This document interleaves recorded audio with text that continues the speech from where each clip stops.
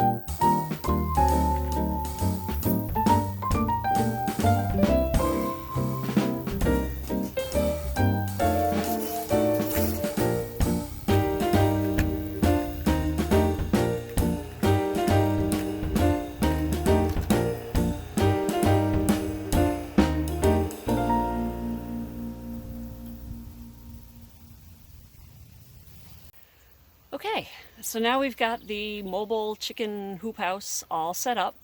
Let me show you what we have inside. We have two of these hanging feeders, one in each corner. And then I have grit, also in a hanging feeder. And then two of these waterers that have nipples that the chickens will very quickly learn how to use to drink. You'll notice that everything is hanging up off the ground, and there's a reason for that. These chickens, these meat birds, are extremely messy. More messy than layers, the messiest birds I've ever raised. And if anything is sitting on the ground, it will be covered in chicken poo, like by the end of the day. So the best way to keep everything clean and sanitary for them is to keep it up off the ground so they can move around underneath them, but not poo on everything. So everything is suspended from chains and hanging, and it seems to work. And it also makes moving the chicken tractor a little bit easier because you don't have to disconnect or remove anything from the chicken tractor. To move it, it just kind of swings inside and moves along with the tractor. A couple of other important features of this chicken tractor are these PVC pipes here, one here and one way on the far side of the chicken tractor. These PVC pipes are here to act as chicken bumpers. When we move this chicken tractor, it's either forward or backward in the direction of these, in this way or this way. And as the chickens grow, they get fatter and less mobile. And these chicken bumpers help kind of push them out of the way of the edge of the chicken tractor and prevent them getting run over or their legs stuck underneath this. We had a lot of trouble with chicken legs getting stuck underneath as we move this, which is scary and potentially damaging to the chicken. So these pipes have worked really well to push the chickens out of the way as we move the chicken tractor. The other key feature of this chicken tractor are these two wheels that help lift the chicken tractor up a little bit so that we can move it along the pasture. I'll show you how these work. This creates just enough space between the ground and the bottom of the chicken tractor and gives us something to roll on as we move it forward. And then it's pretty easy to undo it after we're done moving. So now that we're all set up, with the exception of the electric fence, which I'll do afterwards, let's go get the chicks. So here we are in the barn, and you can see I have two metal tubs with our chicks in them. Each tub holds about 20 chicks, and as you can tell, they are getting big already. They're almost 3 weeks old and have enough feathers that they can stay outside and regulate their own body temperature. So it's time to get these guys outside.